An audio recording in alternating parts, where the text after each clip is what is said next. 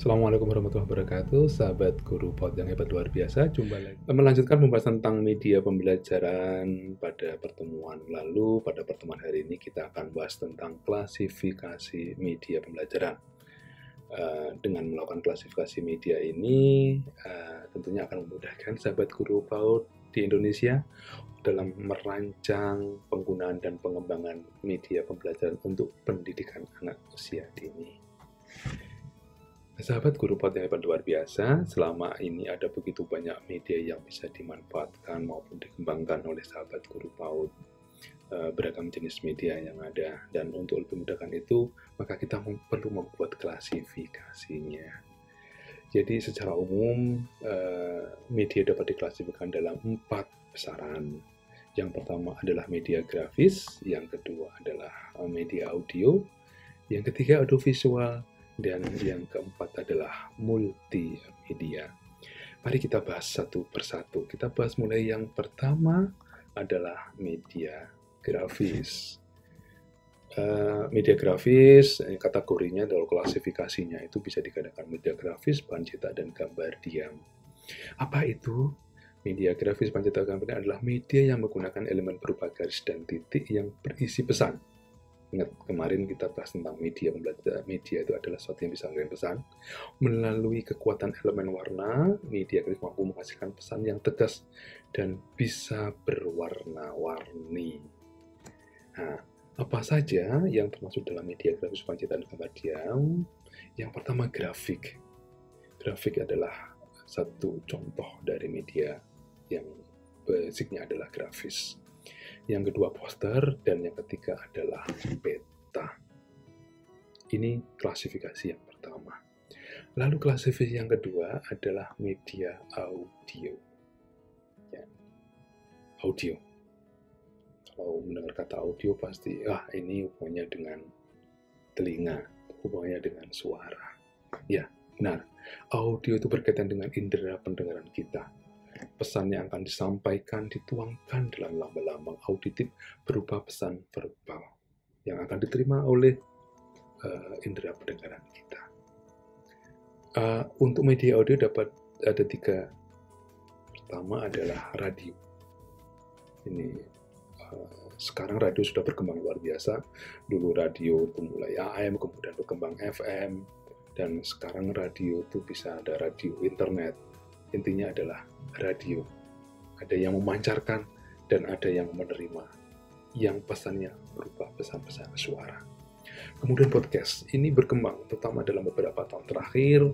Ada satu atau beberapa orang yang berkerumun dalam satu medium, melakukan diskusi, melakukan pembicaraan, kemudian mengcast, kemudian dengan tema yang beragam ya, lalu dipancarkan, diterima, yang wujud penerimanya adalah berupa suara.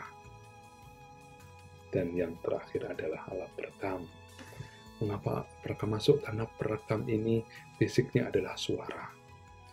Bapak, Ibu, sahabat guru PAUD bisa menggunakan ini sebagai media untuk merekam suara, kemudian didengarkan oleh orang lain yang berisi pesan. Ini adalah audio. Audio di dalam beberapa fase dirasa tidak cukup. Mengapa? Karena dalam perkembangan di dunia visual juga cukup berkembang. Maka berkembang namanya audio visual. Media yang mengkombinasikan kekuatan suara dan kekuatan di visual. Ya. Apa saja itu? Yang pertama adalah film gerak. Film baik yang dilihat di dalam tontonan di bioskop, kemudian yang di televisi, film gerak. Kemudian televisi. Di dalam televisi ada film gerak dalam televisi. Tapi televisi mempunyai varian yang cukup luar biasa, mampu menangkap berbagai macam pesan.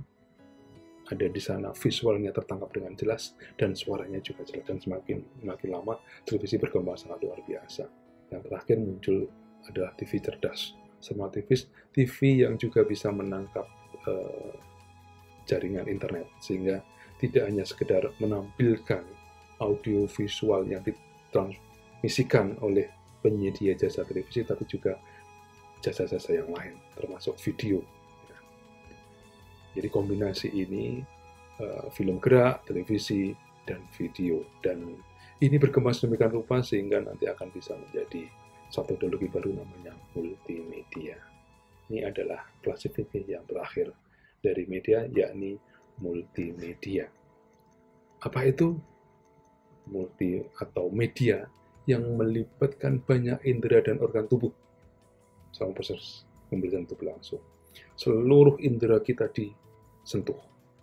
Pendengaran, penglihatan, penciuman, peraba, dan sebagainya. Dan ini dikatakan sebagai multimedia.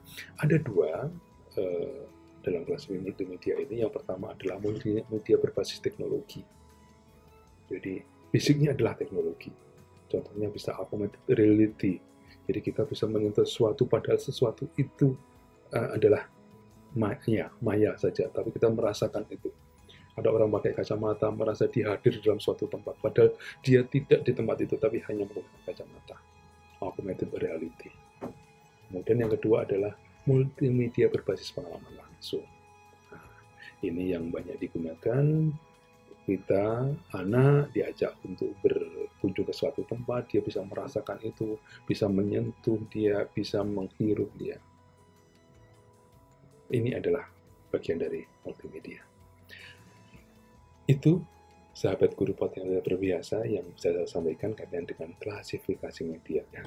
Demikian disampaikan, mohon maaf atas kekurangan. Wassalamualaikum warahmatullahi wabarakatuh.